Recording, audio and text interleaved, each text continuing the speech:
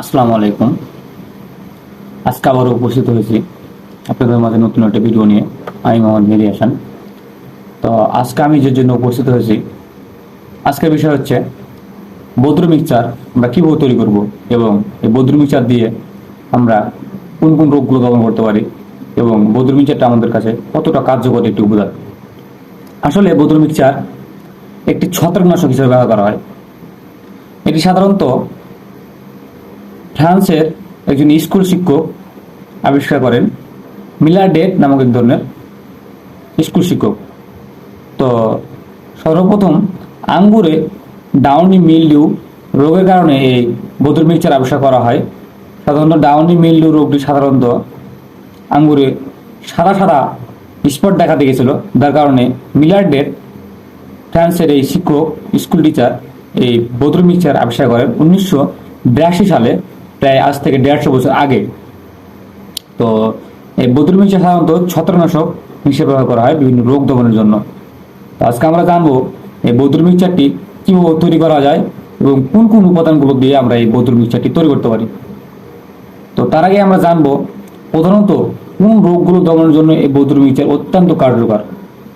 আমরা সবজি চাষ করি বা বিভিন্ন দানা জাতীয় ফসল চাষ করি।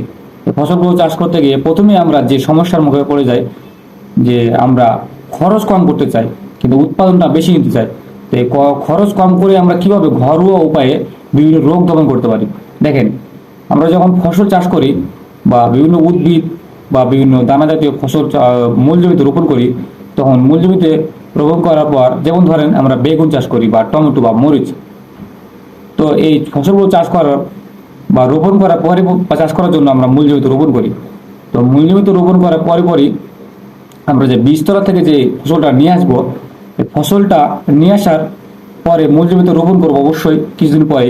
তো মূল জমিতে রোপণ করার পরে একটা রোগ দেখা যায়, সেটা হচ্ছে গোড়া পচা রোগ, অর্থাৎ শিকড়ের একটা পচন ধরে, যার কারণে আমরা ফসলটা ভালোটা গ্রোথ সৃষ্টি করতে পারি না এবং ভালোটা ফলনে আশাও করতে পারি না। তো খরচ করার ক্ষেত্রে আমরা দ্বিধাদ্বন্দ্ব সৃষ্টি করি যে আমরা খরচটা কম করব। তো দেখেন কিভাবে আমরা খরচটা কম করে ভালোটা ফসল আমরা ঘরে তুলতে পারি। বদ্র মিক্সচার সাধারণত ছত্রাকনাশক হিসেবে ব্যবহার করা হয়, আর যে কোনো রোগের জন্য ছত্রাকনাশক আমরা স্প্রে করে থাকি। তো এই মূল জমিতে যখন আমরা এই ফসলগুলো রোপণ করব, তো মূল জমিতে রোপণ করার আগে যদি আমরা এই বদ্র মিক্সচারটা তৈরি করে 5 থেকে 7 মিনিট আমরা এই শিকড়টা বা ফসলের শিকড়টা ভিজিয়ে মূল জমিতে রোপণ করতে পারি, তো এই ফসলের শিকড়ে যে ফাঙ্গাসগুলো বা জীবাণুগুলো বা ব্যাকটেরিয়াগুলো রয়েছে এগুলো ধ্বংস হবে এবং মূল জমিতে রোপণ করার পর এই শিকড়ে যে জীবাণুগুলো রয়েছে এই জীবাণুগুলো হস্তান্তর হতে পারবো না, যার কারণে ভালো একটা ফসল আমরা ঘরে উৎপাদন করতে পারবো এবং বিভিন্ন রোগ থেকে আমরা ফসলকে রক্ষা করতে পারবো। তো এছাড়াও বিভিন্ন রোগ আমরা বদ্র মিক্সচার দিয়ে দমন করতে পারি, যেমন আমের ম্যাঙ্গো ব্যাকটেরিয়াল ব্ল্যাক স্পট, অ্যান্থ্রাকনোজ অথবা সুটিমন, অথবা ধানের খোল পচা, অথবা হচ্ছে টমেটোর লেড ব্লাইট, আর্লি ব্লাইট বা আর্লি ব্লাইট বা লেড ব্লাইট, বা পাতা জাতীয় কিছু ফসলের মোজাইক, অথবা রয়েছে ডাউনি মিলডিউ অথবা হচ্ছে পাউডারি মিলডিউ রোগগুলো আমরা এই বদ্র মিক্সচার দিয়ে খুব সহজে দমন করতে পারি ঘরোয়া উপায় তৈরি করে অল্প খরচের মাধ্যমে। তো আসলে এই বদ্র মিক্সচারটা আমরা কীভাবে তৈরি করবো এবারে আমরা জানবো। তো বদ্র মিক্সচার তৈরি করার ক্ষেত্রে আপনাকে প্রথমেই যে বিষয়টি মনে রাখতে হবে সেটা হচ্ছে এই বদ্র মিক্সচার তৈরি করার জন্য আপনাকে অবশ্যই সতর্কতার সাথে অবশ্যই আপনাকে এই বদ্র মিক্সচারটি তৈরি করতে হবে। প্রথমে আপনাকে হাতে গ্লোভস লাগাতে হবে, চোখে চশমা এবং মুখে মাস্ক, এবং আপনাকে অ্যাপ্রন পরা লাগবে যে ধাতুগুলো যেন আপনার শরীরে কোনোভাবে বিষক্রিয়া করতে না পারে এবং শ্বাসকষ্ট যেন আপনার সমস্যা না করে। তো প্রথমে এই বদ্র মিক্সচার তৈরি করার যে উপকরণ নিতে হবে সেটা হচ্ছে এরকম মাটির পাত্রে আপনাকে 3টে নেওয়া লাগবে এবং বাঁশকাঠি একটা নেওয়া লাগবে লম্বা দেখে, এবং চুন নেওয়া লাগবে, তুঁত নেওয়া লাগবে এবং পানি নেওয়া লাগবে। তো এই দ্রবণ বা মিশ্রণ তৈরি করার ক্ষেত্রে আপনাকে অবশ্যই মনে রাখতে হবে 1:1:100, অর্থাৎ আপনি যতটুকু চুন নেবেন তার 100 গুণ আপনাকে পানি নেওয়া লাগবে। তো যদি আমি 10 গ্রাম চুন নিই তাহলে আপনাকে 1/2 কেজি পানি নেওয়া লাগবে। তো এই বদ্র মিক্সচার তৈরি করার ক্ষেত্রে আপনাকে 3টি পাত্র নেওয়া লাগবে।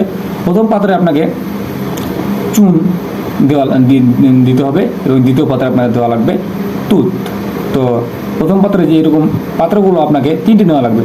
তো 3টি পাত্রের মধ্যে 2টি পাত্র আপনি প্রথমে ব্যবহার করতে পারবেন এবং 3 নম্বর পাত্র আপনি 2টি দ্রবণ একসাথে মিক্সচার করার জন্য ব্যবহার করতে পারবেন। এটা আপনার সম্পূর্ণরূপে বদরু মিক্সচার তৈরি হবে।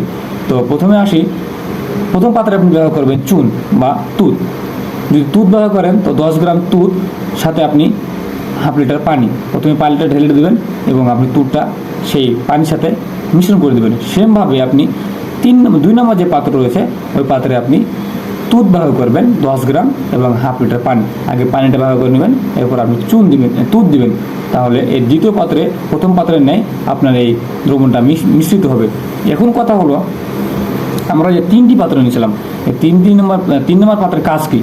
প্রথম পাত্রে এবং দ্বিতীয় পাত্রে যে আমরা দ্রবণ তৈরি করলাম, এই দ্রবণটা কতক্ষণ পর আমরা এই তৃতীয় পাত্রে এই দ্রবণটা একসাথে মিশ্রণ করতে পারবো এবং সম্পূর্ণরূপে এই দ্রবণটা তৈরি করতে পারবো। এটা হচ্ছে অত্যন্ত গুরুত্বপূর্ণ বিষয়। আপনি এই প্রথম পাত্র এবং দ্বিতীয় পাত্রে দ্রবণ তৈরি করার ঠিক 7 থেকে 8 ঘন্টা পর আপনি দ্রবণটা তৃতীয় নম্বর পাত্রে মিশ্রিত করতে পারবেন। তার আগে যেটা গুরুত্বপূর্ণ কথা হচ্ছে, প্রথম পাত্র এবং দ্বিতীয় পাত্রে যে দ্রবণগুলো তৈরি করছেন সেই দ্রবণগুলো ভালোভাবে বাঁশ কাঠে দিয়ে নেড়ে নেবেন এবং মিক্সচার করে নেবেন।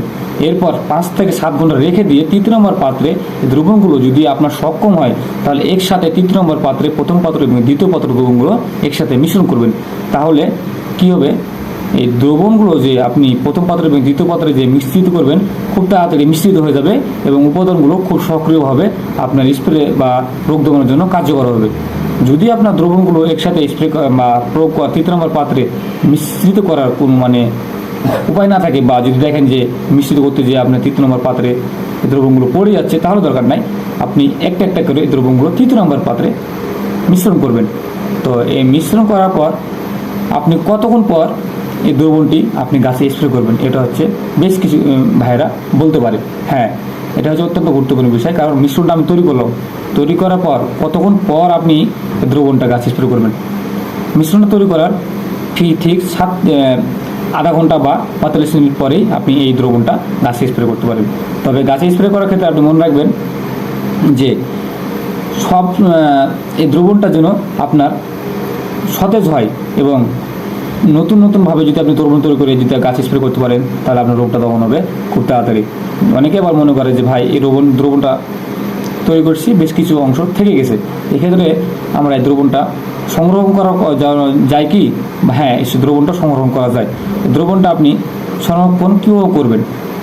তো প্রতি 1 লিটার দ্রবণের সাথে বোতল মিক্সচারের সাথে আপনি 1 গ্রাম চিনি মিশ্রিত করে আপনি এই দ্রবণটা বেশ কিছুদিন সংরক্ষণ করতে পারেন পরবর্তী সময়ে আপনি স্প্রে করার জন্য, তাহলে এই দ্রবণটা আপনার নষ্ট হবে না। তো দ্রবণ বা এই বোতল মিক্সচারটি ব্যবহার করে যদি আমরা রোগগুলো দমন করি তাহলে আমাদের পরিবেশের ভারসাম্য রক্ষা হবে, কোনো পরিবেশের বায়ু দূষণ হবে না বা প্রাণীর কোনো সমস্যা হবে না, মানুষের কোনো শ্বাসকষ্ট হবে না। তাহলে এই রোগগুলো আমরা খুব সহজে দমন করতে পারবো। তো এই বোতল মিক্সচার তৈরি করার জন্য যেটা গুরুত্বপূর্ণ বিষয় সেটা হচ্ছে আপনি প্রথম পাত্র এবং দ্বিতীয় পাত্রে যে দ্রবণটা তৈরি করবেন, দ্রবণটা তৈরি করার ঠিক 7 থেকে 8 ঘন্টা পর আপনি তৃতীয় পাত্রে দ্রবণটা মিশ্রিত করবেন। তাহলে এই তৃতীয় নম্বর পাত্রে যে আপনি দ্রবণটা মিশ্রিত করবেন কোনো বিষক্রিয়া ছাড়াই এই দ্রবণটা খুব তাড়াতাড়ি সুন্দরভাবে সতেজভাবে তৈরি হবে এবং আপনার রোগ দমনের জন্য বেশ গুরুত্বপূর্ণ ভূমিকা পালন করবে। তো আমরা সবাই চাই অল্প খরচে আমরা যেন এই যে কোনো রোগ দমন করতে পারি, কোনো প্রকার কীটনাশক ব্যবহার না করি বা কীটনাশক ব্যবহার করি, কিন্তু কীটনাশকগুলো আমাদের অনেক দাম পড়ে বা যা আমাদের সাধ্য মতো আমরা নিতে পারি না। তো এই বোতল মিক্সচারটা এমন একটা দ্রবণ যেটা আমরা ঘরোয়াভাবে তৈরি করতে পারি, অল্প খরচ বা অল্প মুনাফা বা মূলধন দিয়ে আমরা তৈরি করে যে কোনো রোগ দমন করতে পারি বা যে কোনো ভয়ঙ্কর রোগ যেন এই বোতল মিক্সচারটি অত্যন্ত গুরুত্বপূর্ণ ভূমিকা পালন করে। তো আমরা আসি, এই বোতল মিক্সচারটি যদি আমরা সঠিকভাবে তৈরি করতে পারি তো আমাদের রোগ দমনের জন্য এটি অত্যন্ত গুরুত্বপূর্ণ ভূমিকা পালন করে এবং পরিবেশের ভারসাম্য রক্ষা করে। তো আসি, যে কোনো রোগ দমনের জন্য এই বোতল মিক্সচারটি তৈরি করি এবং রোগ দমন করি। তো আজকে এই পর্যন্ত। আসসালামু আলাইকুম।